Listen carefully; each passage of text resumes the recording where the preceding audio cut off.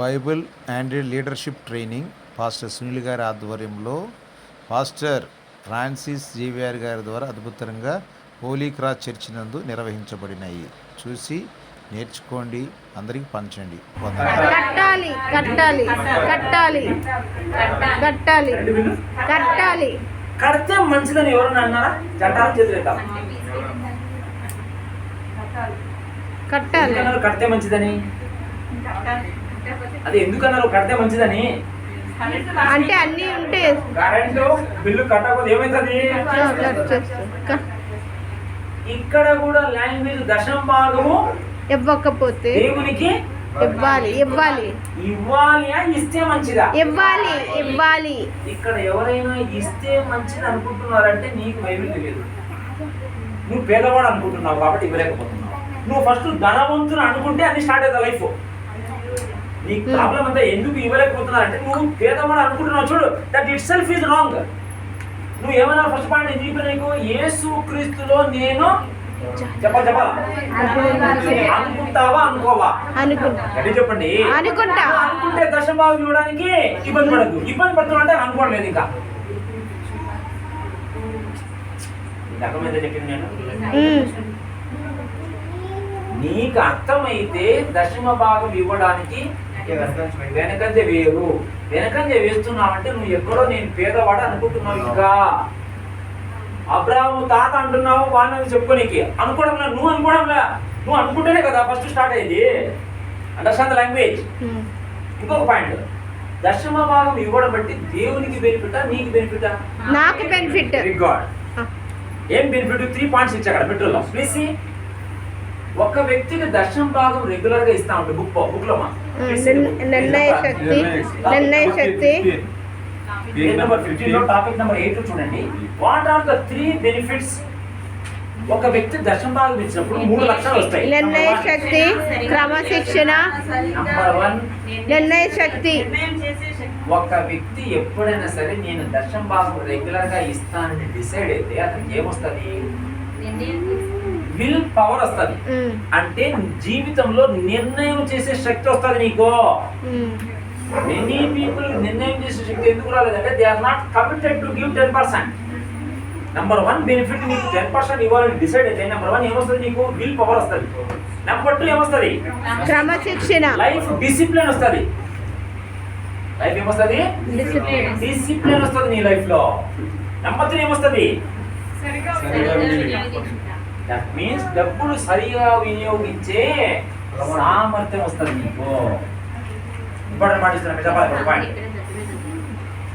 Suppose ఏమండి అయ్యగారు, రాజు గారు, రాజేష్, సపోజ్ మీ శాలరీ ఒక 30,000 అనుకో. చెప్పేది మాట. సపోజ్ 30,000లో ఎంత దశమ భాగము? 3,000. 3,000 ఎవరికి ఇవ్వాలి? అందరూ చెప్పాలి. దేవునికి ఇవ్వాలి. అంటే 30,000లో 3,000 దేవునికి ఇచ్చినట్లయితే అది వేస్ట్ చేసావా, సరిగా వినియోగించావా? సరిగా వినియోగించు. Very good. దట్ మీన్స్ 30,000లో 3,000 అతను సరిగా వినియోగించాడా, వేస్ట్ చేశాడా? సరిగా వినియోగించు. అంటే 30,000లో 3,000 సరిగా వినియోగించడం నీకు తెలుసునా తెలియదా? తెలుసు. చెప్పండి గట్టిగా. తెలుసు. అంటే 30,000లో 3,000 ఉపయోగించడం నీకు తెలుసు కాబట్టి మిగతా 27,000 కూడా సరిగా వినియోగిస్తావని 27,000 కూడా సరిగా ఉపయోగపడుతుంది. అట్లా కాకుండా మళ్ళీ వచ్చే 3,000 అంతెందుకు? పాస్టర్ గారు బాగానే ఉంది, ఆయన కారు ఉంది, ఆయన బాగానే ఉంది. పాస్టర్ చూసి ఇవ్వడం లేదు, దేవుడు చూసి ఇవ్వాలి. పాస్టర్ చూసి ఇస్తారు. కొంతమంది ఆయన షర్టు పోయింటే బాగుంది, మంచి డ్రెస్ ఉంది, ఒంట్లో ఓనర్స్ ఉంది, ఎందుకు ఇవ్వాలా? హలో, దేవుని బట్టి ఇవ్వాలను. ఎవరైనా ఎగరగొట్టున్నారంటే ఇవ్వకుండా అన్నట్టు అది ఏమర్థం? ఇండైరెక్ట్గా ఏం చెప్తున్నా మెసేజ్? నాకు 3,000 ఉపయోగించేదే నాకు రాదని ఇండైరెక్ట్లీ యు ఆర్ టెలింగ్. ఇవ్వకుండా ఉన్న వాళ్ళు ఏం చెప్తున్నారు మెసేజ్ అంటే, నాకు 3,000 ఉపయోగించేదే నాకు రాదు కాబట్టి 27,000 కూడా ఉపయోగించేది నాకు రాదు. కాబట్టి నువ్వు అట్లే చేస్తా ఉంటే 27,000 పోతుంది, 3,000 పోతుంది, ఉద్యోగమే పోతుంది. ఆ చీటీ ఎత్తి ఈ చీటీ కడతాం, ఈ చీటీ కట్టి ఆ చీటీ ఎక్కడ 2 రూపాయలు పెట్టి 3 రూపాయలు పెట్టి రొటేషన్ తిప్పుతాం. ఎందుకు ఆ బ్యాచ్ లోకి వచ్చారు వాళ్ళు? 10% మింగిన బ్యాచ్. ఎవరైనా ఇక్కడ ఫైనాన్షియల్ ప్రాబ్లమ్స్ లోన్స్ ఎక్కువ పడినాయంటే నీవు 10% ఏం చేసావు? ఇవ్వలేదు. మింగినావు. ఇవ్వలేదు కాదు, మింగినావు. మింగి 10% ఇవ్వకుండా ఉన్న వాళ్ళు ఏమైనా మిగిలించుకోవచ్చా? ఏమవుతుంది మీకు చెప్తున్నా డైరెక్ట్గా, మీరు ఏమని అనుకోండి. 10% ఇవ్వకుండా నువ్వు మిగిలించుకొని ట్రై చేస్తే మీ ఇంట్లో అనవసరమైన ఖర్చులు పడతాయి. కరెక్ట్గా బల్బులు కాలిపోతాయి. మీకు తెలుసు చెప్తాను నేను, చూసుకోండి. కరెక్ట్గా మీ పిల్లలకు సడన్గా హాస్పిటల్ ఖర్చు పడుతుంది. ఏం చెప్తున్నా నేను, భయపడించని చెప్పడంలా. యూ కెనాట్ 10% ఇవ్వకుండా మిగిలించుకొని ట్రై చేయడం నీకు కాదు కాదు తెలుసుకో. అనుకుంటున్నాము ఏ రకంగా పోతుంది అది. Understand correctly. నువ్వు తెలుసుకోవాల్సింది ఏంటంటే దశంభాగం ఇవ్వడం బట్టి నువ్వు ఇదే ఏం చెప్తున్నావు? నాకు డబ్బులు వినియోగించే సామర్థ్యం ఉందని చెప్తున్నావు. ఇది మనం ప్రూవ్ చేసుకోవాలంటే ఫైనాన్షియల్ మ్యాటర్లో నువ్వు ధనవంతులు అనుకుంటే కరెక్ట్గా ఇస్తావు దశంభాగం. నువ్వు పేదవాడు అనుకుంటే ఇవ్వలేవు. So at first only mind సెట్లోనే ప్రాబ్లం ఉంది నీకు. నేను అబ్రాహ్మ సంతానము, నేను క్రీస్తులో ధనవంతులైనప్పుడు దశంభాగం ఇవ్వడం అయింది వెరీ ఈజీ ఇచ్చేస్తావు. ఎందుకు? దశంభాగం ఇచ్చిన వాళ్ళు ఏం చెప్తున్నావు నువ్వు? నీవు నాకు సంపుచ్చువాడు, నాట్ శాలరీ అని చెప్తున్నావు ఇండైరెక్ట్ గా. దట్ మీన్స్ నీవు దశంభాగం ఇచ్చినప్పుడు ఏం చెప్తున్నావు? దేవుడు నాకు పోషకుడు, డబ్బు కాదని చెప్తున్నాడు. నువ్వు డబ్బులు మిల్చు అంటే డబ్బే నాకు అని ఇండైరెక్ట్ గా మెసేజ్ పంపిస్తున్నావు. అండర్స్టాండ్? దట్ ఈస్ ద ధారాళంగా ఇచ్చుట. Next point, turn the page. విత్తుట. యెషయా గ్రంథం 55:10. యెషయా గ్రంథం 55:10.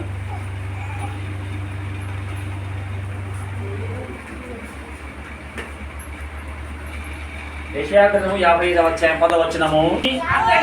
అక్కడికి ఏలాగు మరలక భూమిని తడిపి విత్తువానికి అంతా చెప్పాలా? విత్తువానికి విత్తనము, తర్వాత భుజించువానికి చాలు. అంటే విత్తనం ఏం చేయాలా? అక్కడ చెప్పండి. విత్తనం ఏం చేయాలా? విత్తనం ఏం చేయాలా? విత్తాలి. ఆహారం ఏం చేయాలా? ఒక ప్రశ్న వేస్తాం బాగా. ఏం విత్తాలండి? టమోటా రావాలా మన ప్రోడక్ట్. ఏం విత్తాలి చెప్పండి. ఏం విత్తనం వేయాలి? చెప్పు. విత్తనం అంటే ఏంటి? టమోటా రావాలంటే ఏం విత్తనం వేయాలి? Very good. బెండకాయ రావాలంటే కరెక్ట్. వంకాయ రావాలంటే చెప్పండి సిస్టర్. డబ్బులు రావాలంటే అర్థమైందా? చాలా మందికి వంకాయలు బెండకాయలు తెలుసు, డబ్బులు అంటే అక్కడ దృష్టిలో అవుతుందండి. నీకు ప్రాబ్లం ఉంది. ఏది విత్తితే పంట వస్తుంది అంతే. విత్తిన వానికి ఏమొస్తుంది? ఫలం వస్తుందా, పంట వస్తుందా? ఫలం అంటే నీకు అర్థం కాలే. ఒక్క విత్తనం విత్తితే ఒక మామిడి పండు వస్తుందా చెట్టుకు?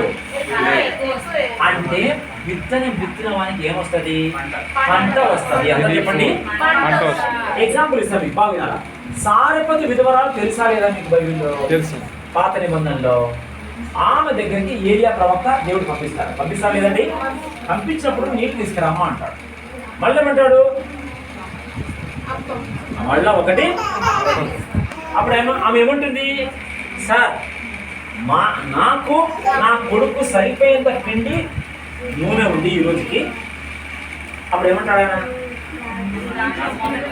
దేవుడు చెప్తున్నాడు నీకు వర్షం పడేంత వరకు నీ ఇంట్లో గోధుమ పిండి అయిపోదు, నూనె అయిపోదు అన్నాడు లేదా? దేవుని మాట నమ్మిందా లేదా? చెప్పాలా? చెప్పాలా? ఆమె ఏం చేసింది? ఫస్ట్ అప్పము ఇచ్చిందా లేదా? ఫస్ట్ అప్పం ఏంటి అక్కడ? According this point, hello, according this point first ఇచ్చిన అప్పం ఏంటి? విత్తనము. Very good. ఆమె విత్తిందా లేదా? మొదట విత్తిందా, మిగిలిన తర్వాత విత్తిందా? అంతే చెప్పాలా?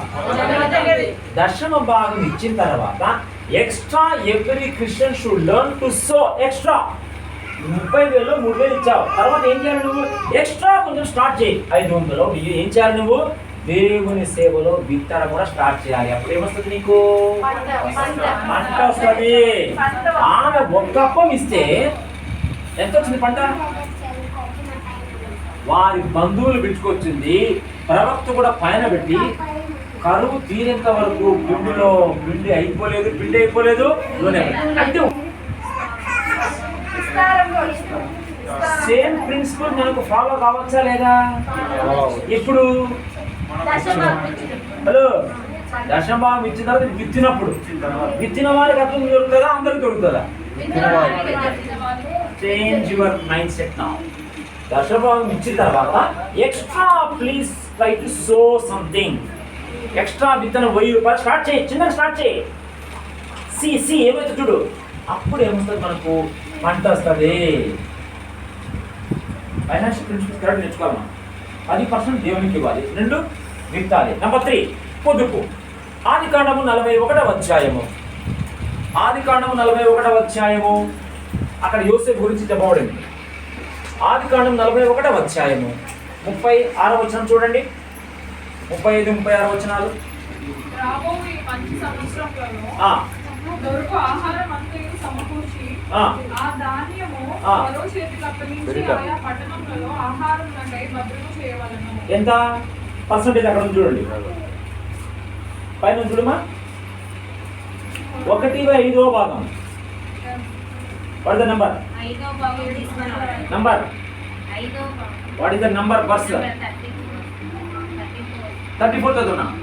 ఫరో అట్లు చేసి దేశముపై అధిపతులను నియమించి సమృద్ధిగా పంట పండు 7 సంవత్సరములలో ఐగుప్తు దేశమంతటను 5వ భాగము తీసుకోవలెను.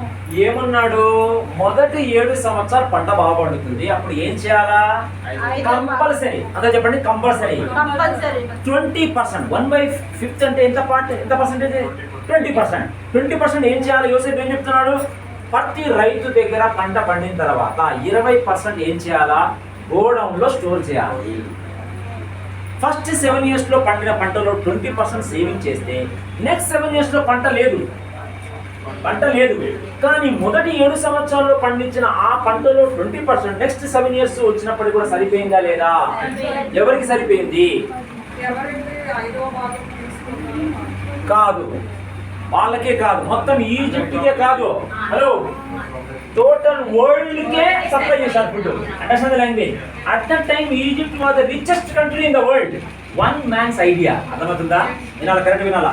అంటే ఇక్కడ కూర్చున్న మీలో కూడా 10% దేవుడికి ఇచ్చిన తర్వాత, విత్తిన తర్వాత 20% నీ శాలరీలో ఇన్కమ్లో ఏం చేయాలి? నువ్వు పొదుపు చేయాలి. ఇప్పుడు అమ్మగారు ఇటువంటి వాళ్ళు దూరంలో అయినప్పటికీ ఈ స్థలం తీసుకొని ఇలా చేసినందుకు ఇక్కడ చర్చి కట్టారు. వాళ్ళు మాకు చాలండి, 1 బెడ్రూమ్ ఉంటే చాలు, 2 పిల్లలు ఉన్నారు కాబట్టి 2 బెడ్రూమ్ ఉంటే చాలు అనుకుంటే ఏమవుతుంది?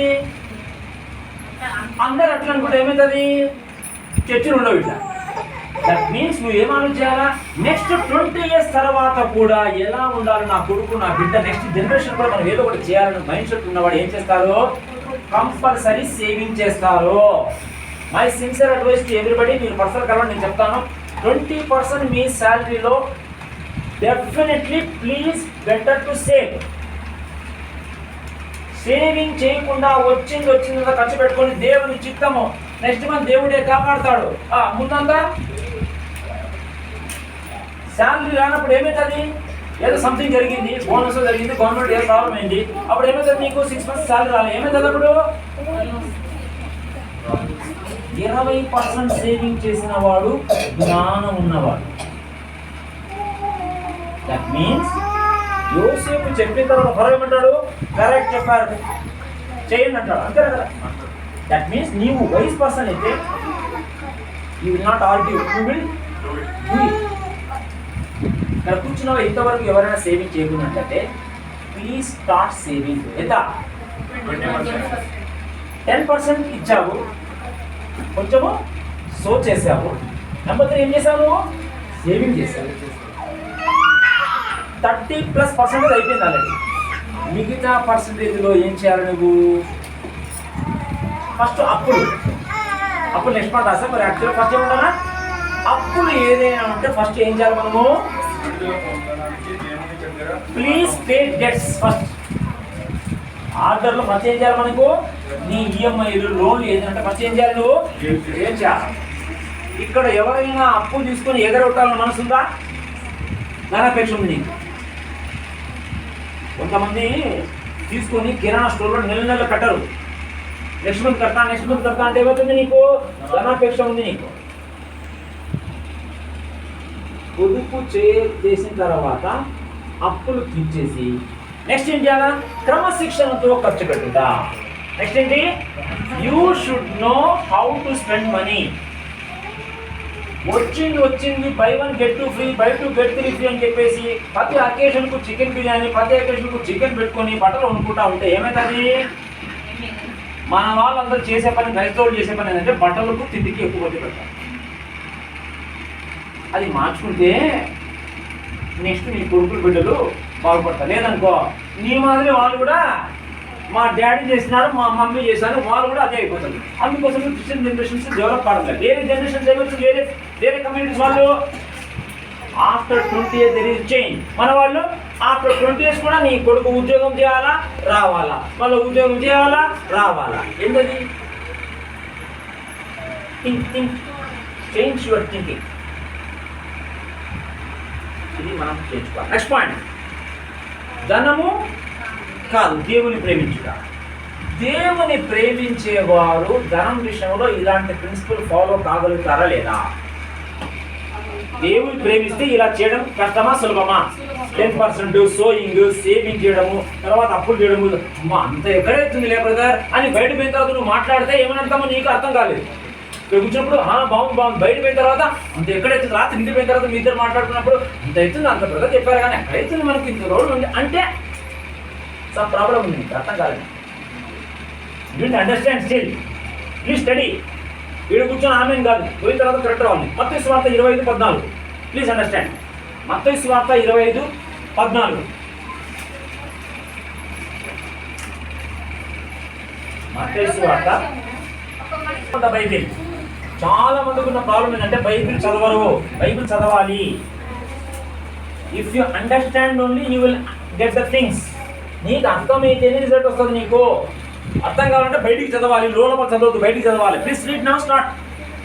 ఒక మనుష్యుడు దేశాంతరంలో ప్రయాణమై తన దాసులను పిలిచి తన ఆస్తిని వారికి అప్పగించినట్లు అతడు ఒకనికి 5 తలాంతులు, ఒకనికి 2,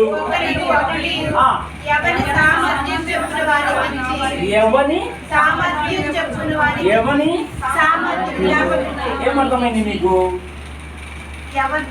ఒకరికి 5 ఎందుకు ఇచ్చారు, ఒకరికి 2 ఎందుకు ఇచ్చారు, ఒకరికి 1 ఎందుకు ఇచ్చారు? పరీక్షించడానికి. ఎవరు వాళ్ళ సామర్థ్యాన్ని బట్టి. అర్థం కాదు నీకు? Yes, what you mean by capacity? ఏంటి సామర్థ్యం అంటే? కాదు బ్రదర్, అతనికి 5 ఎందుకు ఇచ్చారు, ఇంకొకరు 2 ఎందుకు ఇచ్చారు, ఇంకొకరు 1 ఎందుకు ఇచ్చారు? కాదు, పాయింట్ చెప్పాలి మీరు, మెయిన్ పాయింట్ చెప్పడం కదా.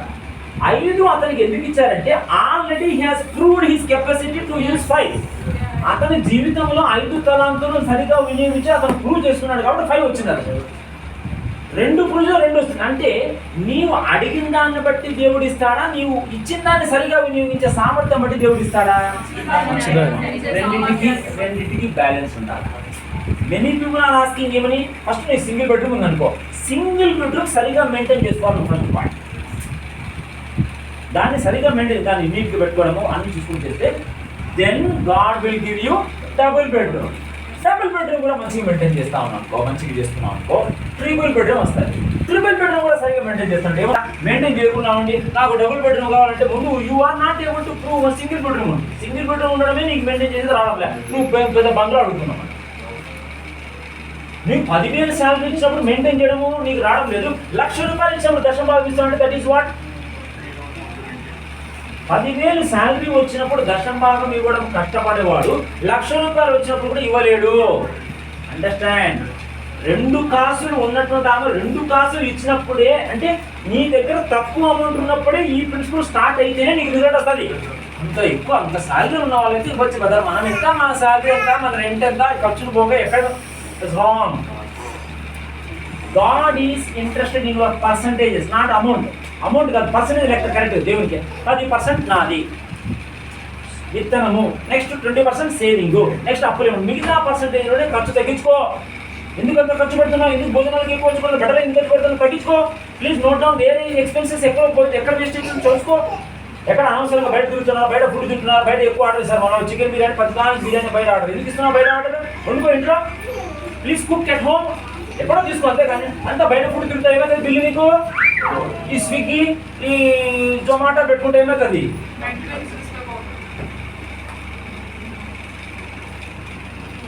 బడ్జెట్లో ఏమైతే నీకు చెకప్ ఒకసారి చూసుకోవాలి. ఎక్కడెక్కడ ఈ మంత్ ఎక్కడెక్కడ ఖర్చు అయింది ఎక్కువ చెకప్ చేసుకో. అనవసరంగా ఎక్కడ పోయింది అదంతా సేవింగ్ లేదు కదా. If you think like that you will become financially strong. నీవు ఒక్కసారి ఫైనాన్షియల్ మ్యాటర్లో స్ట్రాంగ్గా తయారైతే 2వ కొరింథీ 9వ అధ్యాయం 8వ వచనంలో కృప విస్తరింప చేయబడుతుందా లేదా? నమ్ముతావా లేదా? నమ్మితే రిజల్ట్ రావాలా లేదా? ఖచ్చితంగా రావాలి. దట్ మీన్స్ ఇక్కడ కూర్చున్న వారు నీ పరిస్థితి ఏదైనా సరే, come to this standard, decide today, then you will develop. నువ్వు డిసైడ్ చేయకుండా బాగుంది, చాలా బాగుంది, పాయింట్స్ బాగుండేది కాదు ఇక్కడ. 1 to 3 పాయింట్స్ కాదు. I'm not giving the subject. You should become the object of the subject. Who is object of the subject? Very good. ఇప్పుడు రాసుకునే సబ్జెక్ట్ ఎవరు ఆబ్జెక్ట్? నువ్వు చేస్తేనే కదా చెప్పేది. బాగుంది సార్ సబ్జెక్ట్, క్వశ్చన్ బాగు, first point, second point, that is subject only. I'm asking about object. ఎవరు ఈ పని చేసేది? కర్త ఎవరు? If you become the object only, result will be there. లేదనుకో బాగుంది పాయింట్ రాసుకెళ్ళి చాలా బాగుంది, చాలా అంటే ఏం రాదు. టేక్ ఇట్ సీరియస్ అంటే. సో దేవుని ఉద్దేశంలో మనం ఎప్పుడైనా సరే ఎక్స్ట్రా ఉండి ఉత్తమమైన కార్యం ఇవ్వాలని దేవుని కొరకైతే your expectation is low. Change from today, prove your capacity. దేవుని ఎక్కువ డబ్బులు అడుగుతావా, సామర్థ్యం అడుగుతావా? Ask from today. దేవా ఎక్కడ మిస్ అవుతుంది, నాకు సామర్థ్యం పెంచేది అడిగితే నీకేమైతే సామర్థ్యం పెరిగితే డబ్బులు కరెక్ట్గా వచ్చేస్తాయి అంతే నీకు. ఎందుకంటే నీకు 10,000 ఉన్నప్పుడు, 20,000 ఉన్నప్పుడు మెయింటైన్ చేసి తెలుస్తున్నప్పుడు ₹1,00,000 వచ్చినా కూడా మెయింటైన్ చేస్తావు. 10 lakhs also will come, crores also will come. Definitely should come or not? crores వద్దా? ఉద్యోగమే లేదు సార్ నాకు, ఫస్ట్ ఉద్యోగం మిస్ అవుతా, దట్ ఈస్ యువర్ ప్రాబ్లం. మనకు ఉద్యోగమే లేదు సార్, ఫస్ట్ ఉద్యోగం వస్తే తర్వాత నో, డిసైడ్ ఫస్ట్. ఉద్యోగం లేనప్పుడు డిసైడ్ గా, నేను ఉద్యోగం వస్తే 10% ఇస్తాను, విత్తుతాను, సేవ్ చేస్తాను. డిసైడ్ అయితే ఉద్యోగం వస్తుంది నీకు. ఎందుకు రావడం లేదు? నువ్వు డిసైడ్ చేయడం అక్కడ తప్పించుకుంటున్నావు బాగా. You are not deciding. వచ్చినప్పుడు చూస్తున్నావు కాదు, లేనప్పుడు డిసైడ్ అవుతావా? అవ్వాలి కాదు మా, అవుతావా? అవ్వాలి. ఎవరు చెప్తున్నావు? అవుతాను. అవ్వాలని ఎవరు చెప్తున్నావు? మన వాళ్ళతో బాగా చెప్తారు, అవ్వాలి, చేస్తే మంచిది. ఎప్పుడు చేస్తావు? That's the language you should understand. అవ్వాలి, చెయ్యాలి, ఉంటే మంచిది. It not work. ఉద్యోగం లేనప్పుడే డిసైడ్ చేసుకుంటే సెట్ అయ్యే మైండ్. వన్స్ మైండ్ సెట్ అయితే ఏమవుతుంది? ఉద్యోగం వస్తుంది. Whether Joseph needed job or job needed Joseph. Very good. ఉద్యోగం యోసేపు కోసం వచ్చిందా? యోసేపు ఉద్యోగం కోసం వెంటబడ్డా? ఉద్యోగం వచ్చింది జోసెఫ్ కోసం. ఎట్లొచ్చింది? ఆ పొజిషన్ కి అతను వచ్చినాడు కాబట్టి, దట్ మీన్స్ ఆ జాబ్ కు ప్రొఫైల్ కు అతను ఒక్కడే.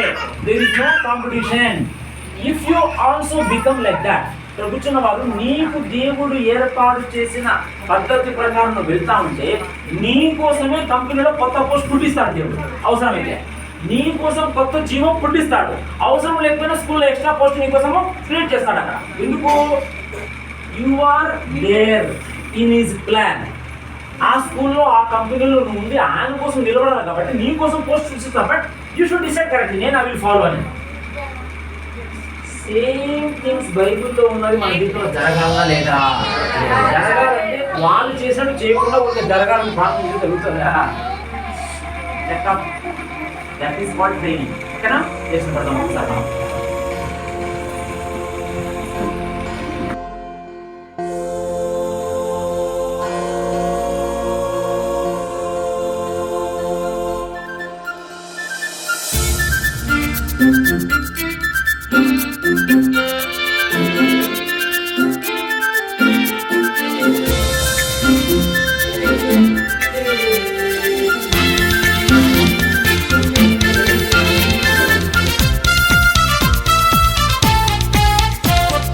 నడిపించే యేసయ్యా నాతో ఉంటే ఎవరికి నేను భయపడను.